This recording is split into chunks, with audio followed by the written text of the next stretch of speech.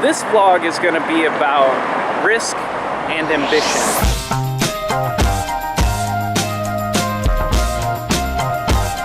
It's my first morning here in Burbank, California.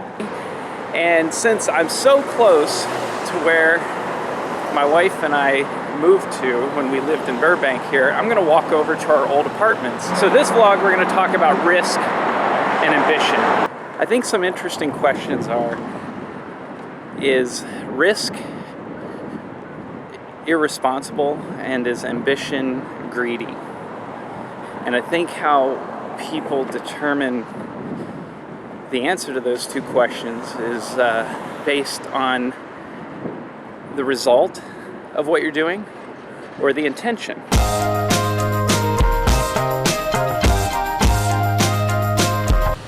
4401 Kling in Burbank.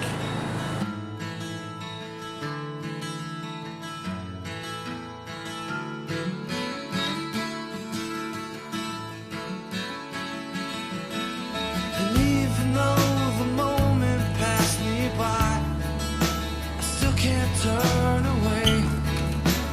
Yeah, I figured it's locked. It was an extra large one-bedroom apartment, and I think it was about 650 square feet and about $750 a month in rent. Before leaving Ohio, this was 1995, I was working as an audio-video technician. I really wanted to move to the West Coast. I knew that eventually I wanted to be a director, but I didn't have any kind of ins or experience or anything. So I just figured, well, I'll get as close as I can and then I'll figure it out. And I ended up getting a job with Horizon Audio Group.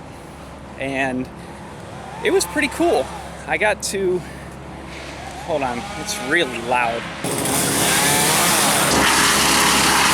I got a job out here doing custom audio video design. So I actually designed like home audio and theater systems for people like Samuel Jackson, Ellen DeGeneres, Kevin Cronin from REO Speedwagon. It was really kind of cool. We didn't quite make it a year. My wife tried some things while she was out here. She did some extra work. What are you doing? You guys make me Honest, sick. buddy. I knew this would happen.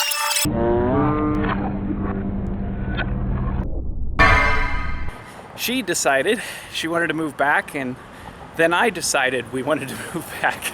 And so that was our about a 1-year stint living in California. All right. I'm so glad What's up, you're here Chad? because I'm I can so take the happy to be carpool lane now. So ambition, is it greedy? Why? Oh yeah, so we'll start with that, ambition. Well, because if you're comfortable and you want more, it's gonna put people out, it's gonna risk things. Yeah. Say you have a family, maybe you're jeopardizing their security. The more that they stand to lose, the more that they should be involved in the decision in the first place. Otherwise, then it's selfish. So That's a good I'm point. gonna risk my kids' college education to try and do this and that. Let me set up a scenario. Okay, so child, 6 months old, 3 married, age 25. They start the business, it succeeds, that business does well, employs many people. Based on the outcome of it, isn't it judged on whether it was selfish or not? That's how most people judge it. Yeah.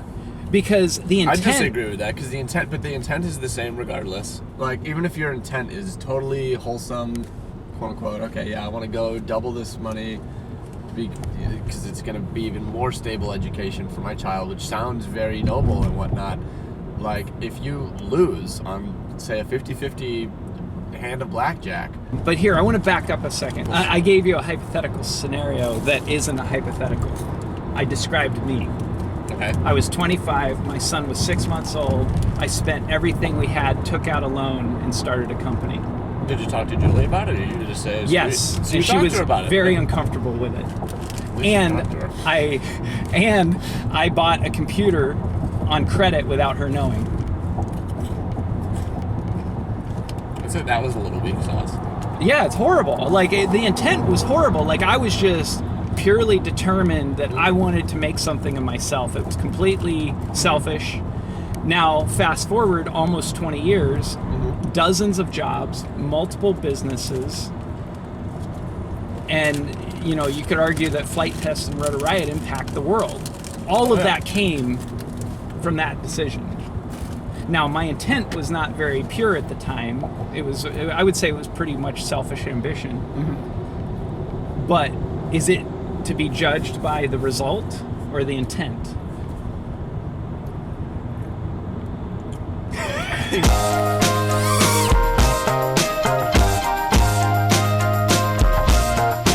Look at that. That's insane. Drew is vlogging on my cappuccino. Holy Are you kidding me? Look at that.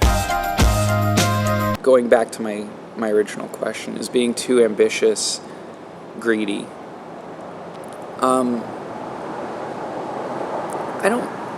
don't think so. I mean, I think it comes down to the individual choices. If you have the intent, like just say for instance, you're trading somebody's safety for your advancement and they don't know about that and you're just doing it, that's, in my opinion, malicious.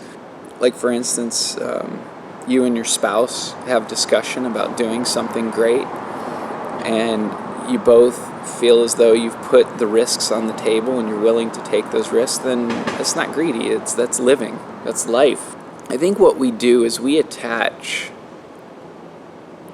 these things to the risk and these ambitious goals to justify how we feel about it in the moment.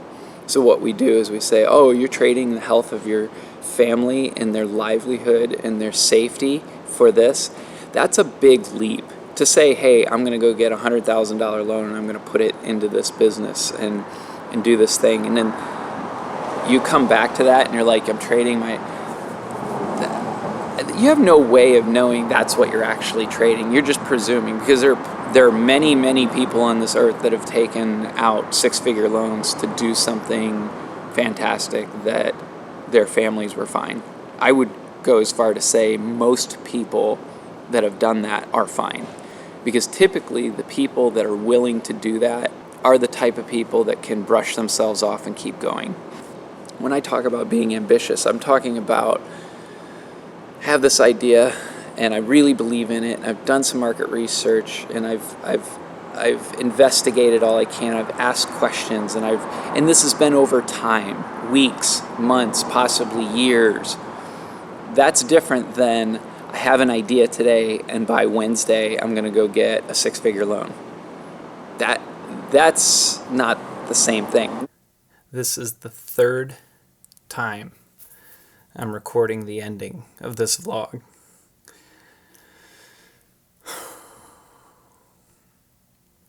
I guess what did I expect to learn?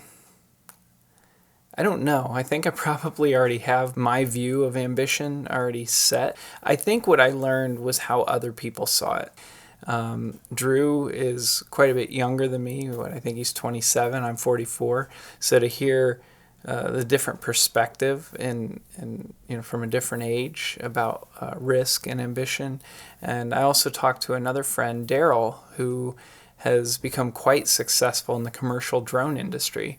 I was so scared to start the company that I was actually shaking, knowing that I'm gonna risk not just my life and my ability to do other things, but also risk my wife and my family's lives because I'm bringing them along with me. So it's not just monetary risk, it's also like people's time, and time is more valuable than anything else.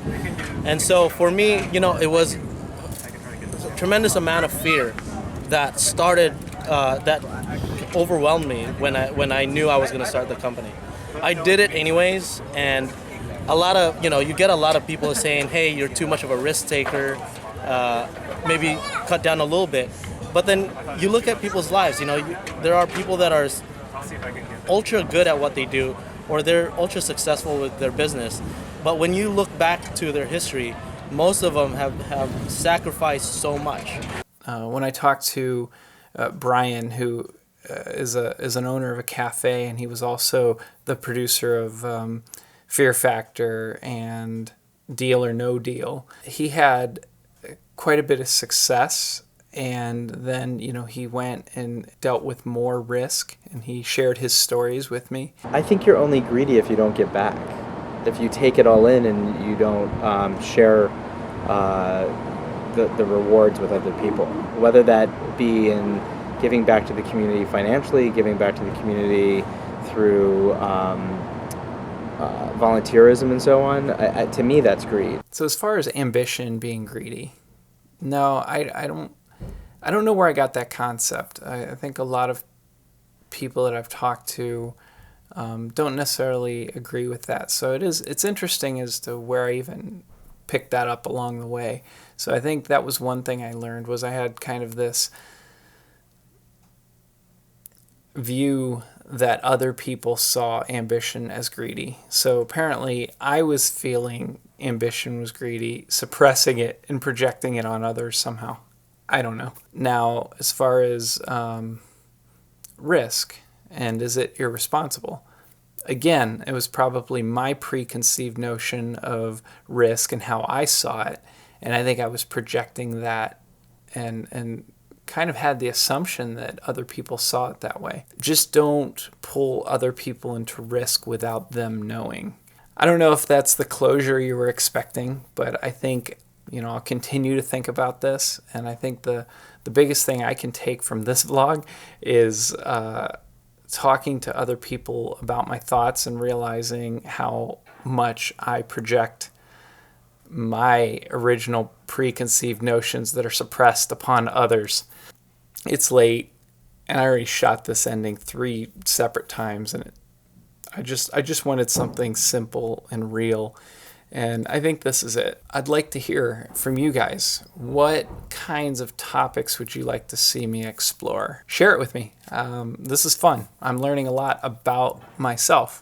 I appreciate Drew for asking or telling or convincing or manipulating me into starting this vlog. It's actually a lot more fun than I realized. I like to come down and edit and work on it. I hope you can get something from it as well, so it's just not me talking to myself in the basement. Thanks a lot, and until next time, like, subscribe. I'm not going to do all that. So, what would be a creative exit?